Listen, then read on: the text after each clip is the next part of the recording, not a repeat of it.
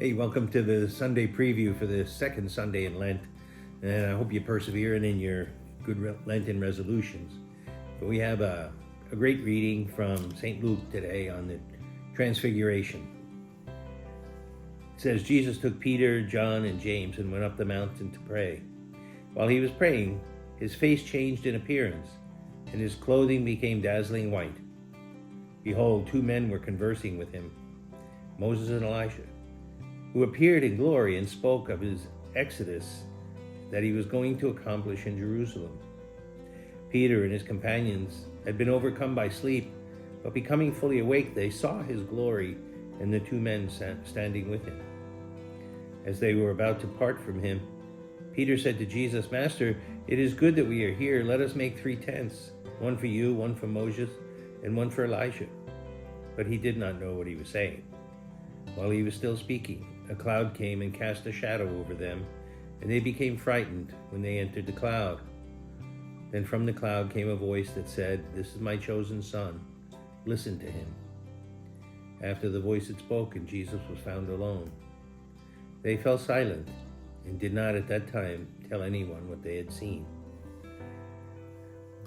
Oh, this is one of the passages in the gospel, or one of the episodes in Jesus' life that really stands out, because it's the only time he did something extraordinary like this, apart from miracles and cures.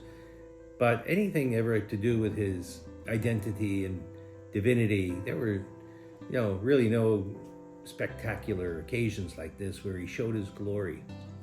And then Moses and Elijah come and talk about his trials that were coming up in Jerusalem.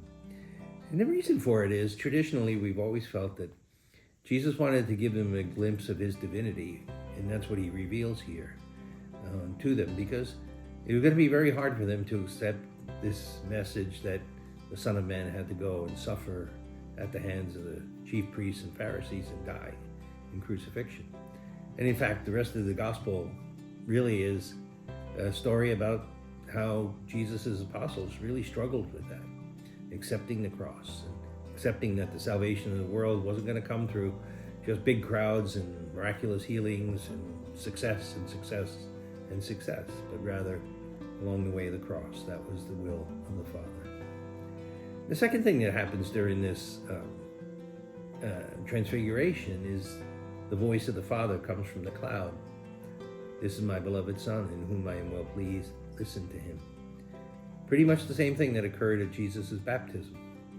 So this is like a second moment where Jesus' identity is revealed to the disciples, that he is the unique Son of God, and that we need to listen to him. So when he speaks about the cross, all of us should hear that this is the Father's way of saving the world, for everyone, but also in our personal lives. We have to listen to the word of Jesus. And then I think finally, it's good to ask ourselves, who really got transfigured? Jesus was always divine. He appeared as man in the world here, but he never lost his divinity. So that glory was always there. It was just hidden from view. But who's supposed to be transformed by seeing the glory of God? It's supposed to be us. It was supposed to be Peter, James, and John. Right? They saw the glory of Jesus Christ, who he truly was. And that's what we have to hang on to. That glory, even in the trials, even in the struggles that we go through. We can see the glory of God and the plan that he has for us.